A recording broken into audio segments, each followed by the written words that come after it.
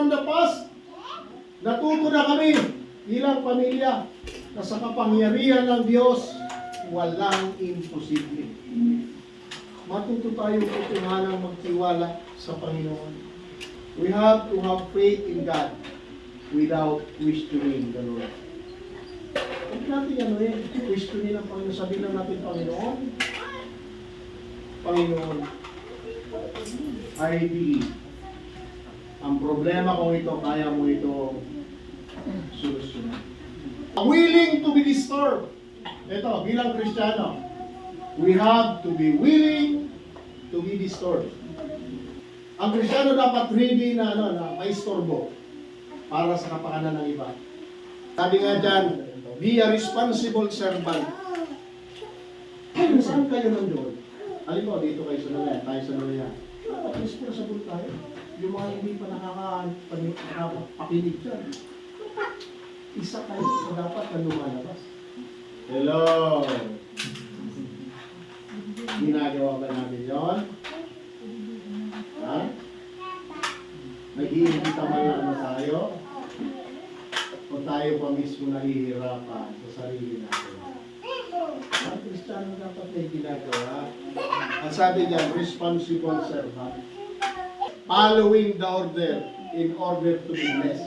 Kaya do not expect any blessing without following His order. Diba? Kung hindi naman tayo nasunod sa Panginoon, asa kang pagpapalahingan ng Diyos. Ano sabi ng Panginoon? Seek ye first the kingdom of God in His righteousness. Ang sabi nun, hanapin niyo muna ang aking kaharian at ang aking katuwiran.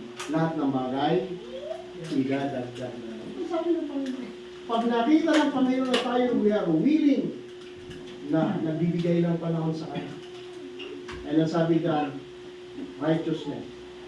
Magsimula tayo mag-step sa pamumuhay na matuwid. Hello? Sino ba sa inyo ang willing na magpakatuwid sa buhay? Ako matanda na. Almost 40 years na ako nangangaral. 30 plus na ako Christian. Ang tanging pangarap ko, hanggang sa suling sandali ng buhay ko,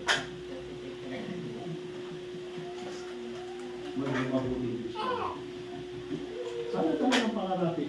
Sabi ni Diyos, ganito, pero ako at ang aking sambahayan, sa Diyos kami maglilingkod. Sana mangyari ito, mga kapatid, mga bata, mga nanay na nagsisimulang nanay, nagsimulang magulang. Sana dumating itong panahon na ito. Na yun ang maging desisyon nyo. Hanggang sa huling sandali ng buhay nyo, magiging mabuting Kristiyano ako, Panginoon.